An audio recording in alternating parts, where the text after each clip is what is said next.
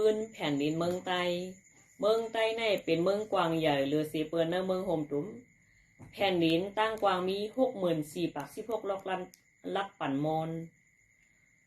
โหนับคนในเมืองไต้มี5 ล้านปลายเสอันล่ามขาดปลา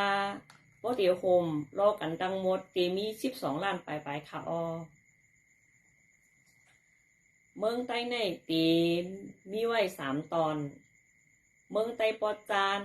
เมืองไต้ปอดออกเมืองไต้ปอดห้องนาหลินเมืองไต้ปอดจานติดจับเกียงไฮเกียงใหม่แม่ฮ่องสอนเมืองยางผึกเมืองยางแหลงแล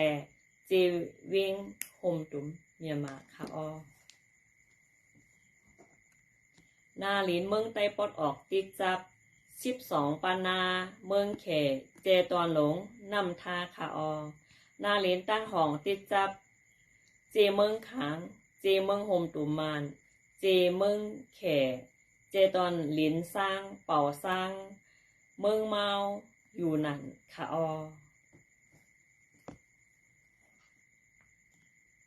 เงาจึงเมืองไต้มี3 เวง1เงาจึงเมืองไต้ปอดจานเป็นเวียงหลงตนตีตั้งสูงเหลือนำปังลายมี4 เหง7 ปักทัด2เงาจึงเมืองไต้ปอดออกเป็นเวียงเกียงตุงตั้งสูงเหลือนำปังลายมี2 เหง7 ปัก10 ทัด3เงาจึงเมืองไต้ปอดห้องเป็นเวียงลาเซลสูงเหลือนำปังลาย2 เหง7 ปัก46 ทัดเมืองไต้เฮาอันสูงสุดเป็นลิงมีเนอเจเวงตั้งยานตั้งสูงมี8 เหง7 ปัก77 ทัดแม่น้ำอันลัดเนอเมืองไต้เป็นแม่น้ำคงอันใหญ่กว้างเสเปิ้นเสตั้งยาวมี1 เหง7 ปัก49 โหแม่น้ำคงในมีตีสันลอยหิมาวนดาเมืองติเปียดเมืองเขนั่นเขาปีน้องเมืองไต้เฮาค่ะ